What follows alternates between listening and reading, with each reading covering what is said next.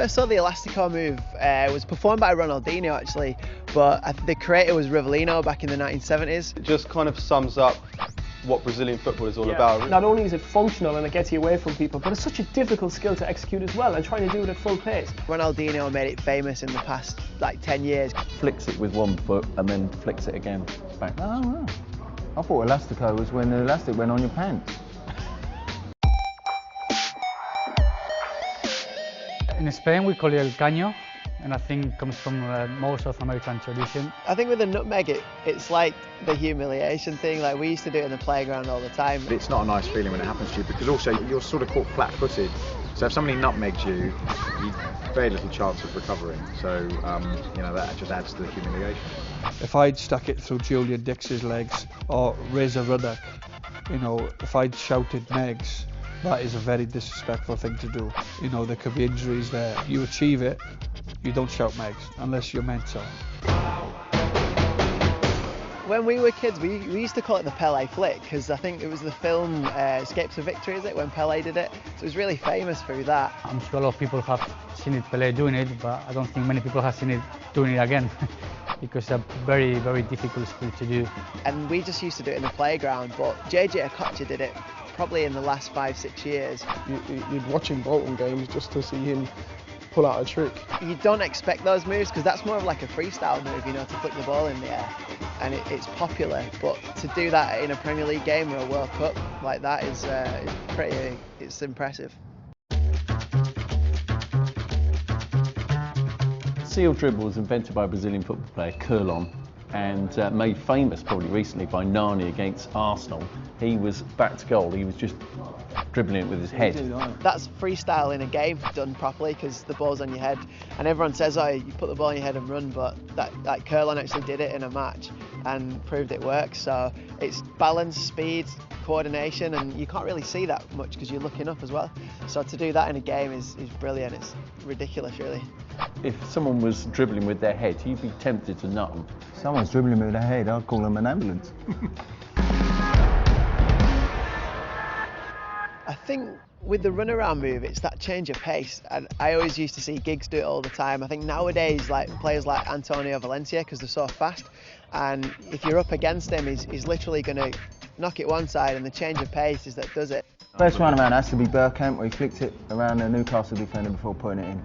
Absolute genius from a genius player. The hard thing is getting the timing right, and once you get that, it's more of a winger's move. It's like a step over in a way.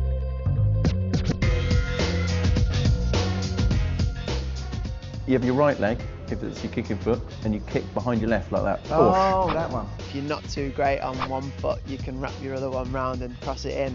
And I think that's why a lot of the top players have used it. For me, this is a total waste of time flick. I think it'll be easier for you to practice how to kick with your left foot rather than put your right foot behind. If it works, then it works, you know. It doesn't matter what it looks like. If it gets to the point and if it gets the ball in the goal or to the next man, then of course it's necessary, yeah. Why don't you just cross it normally, like a normal fella? Nah, you get picked for England if you did that. If I was to characterise Zinedine Zidane, it would be about elegance and skill, but also functionality. And I think that this Marseille turn kind of encapsulates all of that.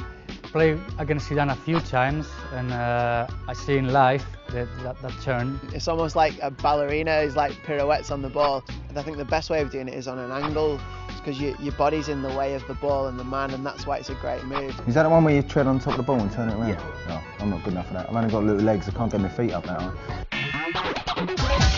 The first time I saw a bicycle kick was Trevor Sinclair, actually, when I was younger, and he did that, and it was like probably one of the best goals I've ever seen. I wouldn't try that one in a match, just in case I embarrass myself. I scored a good overhead kick for Celtic against Dundee at Celtic Park. I don't know where it came from. I think 50,000 of the crowd were as surprised as I was that I'd done it, and I pulled it off. The timing as well, because you're going to have your feet above the head, obviously. So to have the right timing and to get the right touch of it, it's quite difficult, and it needs a lot of practice. We all tried a bicycle kick though, don't we? Yeah, I've tried it on a bouncy castle after being drunk. I always remember De Nielsen back in '98 World Cup. He'd just like go up to someone and do about 20, and the guy was like falling over in front of him. Players with quick feet do it 4 or 5 times. They go step, step, step, steps, and then they go one way or the other. Obviously players like Ryan Giggs use it, Ronaldo. David Rocastle at Arsenal had a great step over Rocky.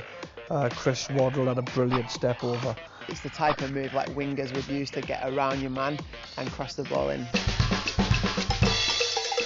1974, World Cup finals, Germany, Johan Cruyff with a turn.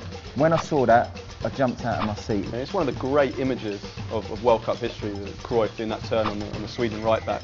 Cruyff was a genius, and by doing it behind your other leg, what allows you to get the ball in a position where you're already directed to the, well, obviously to the goal or to the line where you're facing. So it's pretty quick and very practical.